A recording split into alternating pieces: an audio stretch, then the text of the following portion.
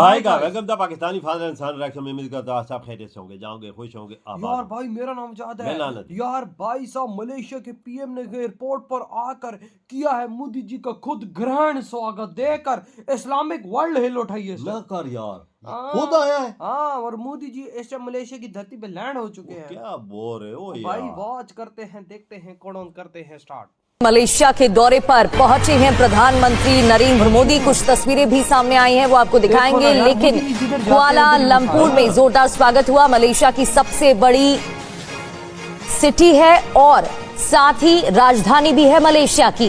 ये तस्वीरें उस वक्त वज़ीर आज़म शहर मलेशिया में मौजूद हैं। मलेशिया के वज़ीर आज़म ने शहर का गर्म जोशी के साथ इस्तकबाल किया। प्रधानमंत्री नरेंद्र मोदी की आपको बता दें ये मलेशिया की तीसरी यात्रा है और 2024 में मलेशियाई प्रधानमंत्री अनवर इब्राहिम की भारत यात्रा के बाद अगर देखा जाए तो ये पहली यात्रा है प्रधानमंत्री नरेंद्र मोदी की। ये जो मलेशिया यात्रा है इसलिए भी और ज्यादा महत्वपूर्ण हो जाती है।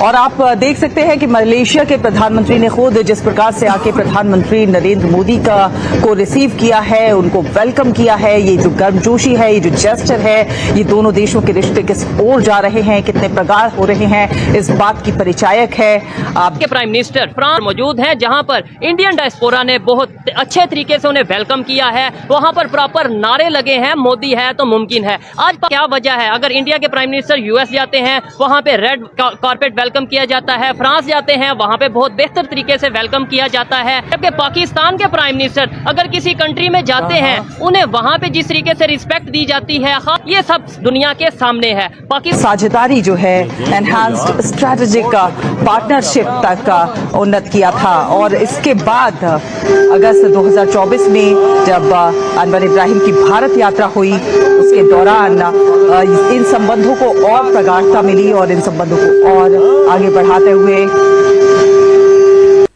क्योंकि ये सब एक ही निज़ाम के चट्टे बट्टे हैं, लेकिन ये सब व्हील्स इन द व्हील्स हैं, यानी कि एक बड़े चक्कर के अंदर छोटे छोटे चक्कर हैं, बल्कि आप यूं कह लें कि घन चक्कर हैं।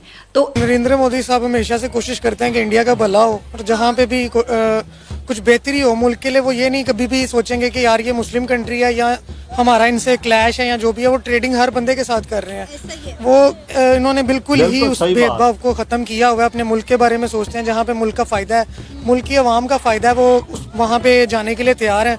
और हमेशा से उन्होंने यही किया कि अपने मुल्क की खातिर जहाँ पे भी जाना हो, चाहे वो कोई भी कंट्री है, चाहे वो कोई भी मज़हब से रिलेटेड है, इन्होंने कभी भेदभाव नहीं किया उस पर।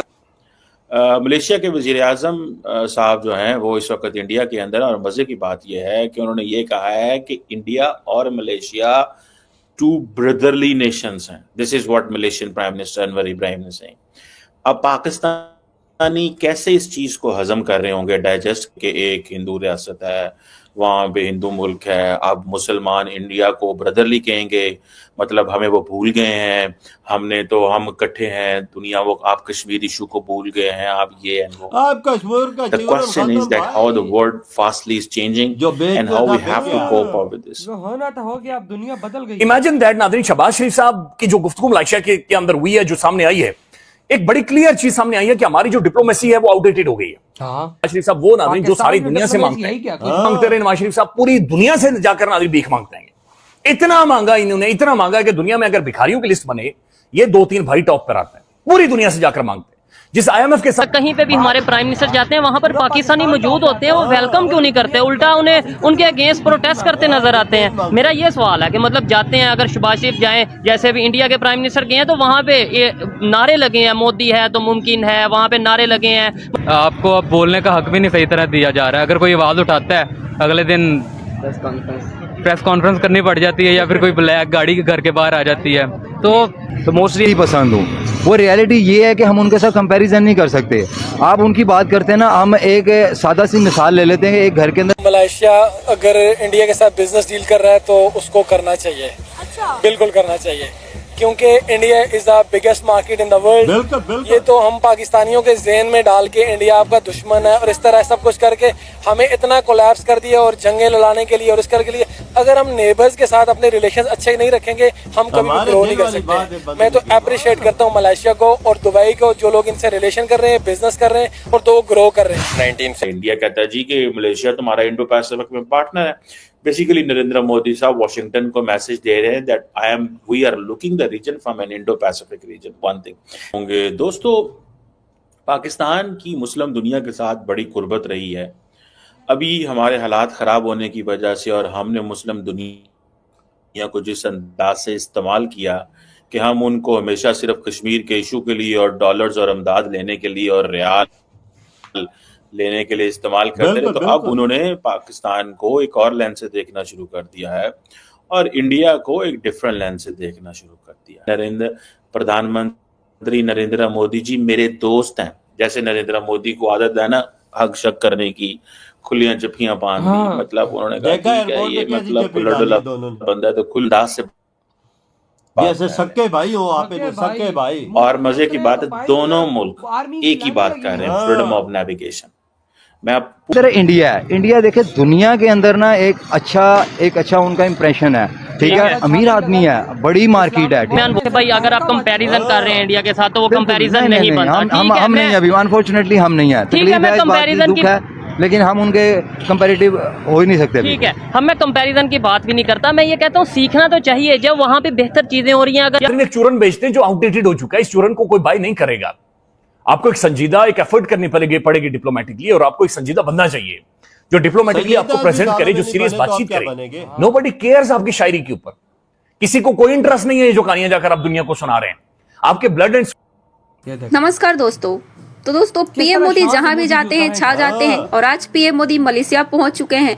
और मलेशिया पहुंचने के बाद जिस तरीके से उनका स्वागत किया गया है दोस्तों, जैसे ही पीएम मोदी का प्लेन का गेट खुला तो शंख के साथ शुरुआत की गई। भारतीय रीति रिवाज एकदम हिंदू परंपरा के साथ स्वागत किया गया, जहां पर पीएम मोदी के नारों से पूरा एयरपोर्ट गूंज उठा। और सबसे बड़ी बात दोस्तों कि पीएम मोदी को खुद लेने पहुंचे मलेशिया के राष्ट्रपति, जो कि आपने देखा कि अभी पिछले साल ही भारत में भी मौजूद थे। और जिस तरीके से रेड कारपेट उन्होंने पीएम मोदी को वेलकम दिया है तो पाकिस्तानियों की दोस्तों जल गई है, क्योंकि जब मलेशिया पहुंचे थे शहबाज शरीफ तो भाई इधर हुई है वीडियो खत्म। भाई साहब पाकिस्तानियों देखो लेवल उधर मोदी जी का कैसे मलेशिया में शेर की तरह लैंड हुए। जब लैंड हुए उधर का पीएम आया है, उसे जुप्पी कैसे डाली है यार, सारे प्रोटोकॉल तोड़ के वो जहाज के नीचे खड़ा हुआ था, एग्जैक्ट नीचे। जैसे ही मोदी जी ने नीचे कदम रखा, आगे वो उसका पीएम था मलेशिया को उसी टाइम जफ्फी डाली। देख ले भैया कैसा एयरपोर्ट पे स्वागत हुआ है, सारे रिकॉर्ड तोड़ दिए भाई। एयरपोर्ट सारे उसने सारे प्रोटोकॉल तोड़ के खुद पहुंचा भाई एयरपोर्ट रिसीव करने के लिए आए हुए थे, मलेशियंस आए थे एयरपोर्ट के ऊपर, रनवे के ऊपर। ये आज तक किसी देश में नहीं हुआ कि रनवे के ऊपर ऐसा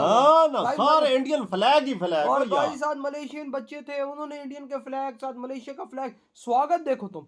उधर भाई साहब साथ मलेशियन अपने संस्कृति से स्वागत के। इस टाइम इस्लामिक वर्ल्ड के अंदर बहुत चाल आ गया है जब मोदी जी उधर लैंड हुए। यार वजात इस्लामी देश का सरबरा है कि हिंदू को जफ्फी लगा रहा है, तो हमें जफ्फी लगाने में क्या मौत पड़ती है भाई? हमारा पैसा बंद हो जाएगा ना कमाना, बात इधर है पैसा कमाना। वो लगा रहा है जफ्फी, देख ले कैसी जफ्फी लगाई है उसने। यार उनको अपने देश से मतलब है, उनको अपने देश को आगे लेकर जाना है। पाकिस्तान में तो ये काम नहीं है ना। इंडिया से दोस्ती, जब घोड़ा घास से दोस्ती करेगा तो क्या खाएगा यार? ये बात तो तुमने सही कही। समझोगे भाई साहब, अब तुम लोग घास हमें समझ लो या जो भी है व्हाटएवर भाई साहब, ये बात इधर है। एक और बात बताऊं, इकट्ठे दोनों गाड़ी में बैठ के पिछली सीट पे गए, इकट्ठी गाड़ी पे दोनों बैठे, एक साथ मुस्लिम सरबराह एक साथ हिंदू सरबराह। देखो यार पाकिस्तानियों देख लो अपनी आंखों से क्या बना हुआ है। तब यार देखो तुम भी इंडियंस बोलते हो कि तुम क्या हिंदू मुसलमान करते हो, हम लोग तब करते हैं ना पाकिस्तान के अंदर ये इस जनता की हम आंखें खोलते हैं कि ये जनता हमारी ये बातें सुन के आंखें खोले पाकिस्तान के अंदर, क्योंकि पाकिस्तान में हिंदू मुसलमान होता है ना। हाँ कि ये हिंदू ऐसे हाथ न मिलाओ, ये हिंदू है इसके साथ खाना ना खाओ। उधर देख जफ्फियां डाल रहे हैं एक दूसरे को दिल से दिल लगा यार। उन्होंने अपने मुल्क को आगे ले जाना, वो ये चीज नहीं देखे तू मुसलमान है तू हिंदू, उधर ये चीज। और यार ये मुसलमान की बकचोदी सिर्फ इधर क्यों होती है पाकिस्तान में कि भाई साहब फिर वही बात है ना, फिर पैसा किधर से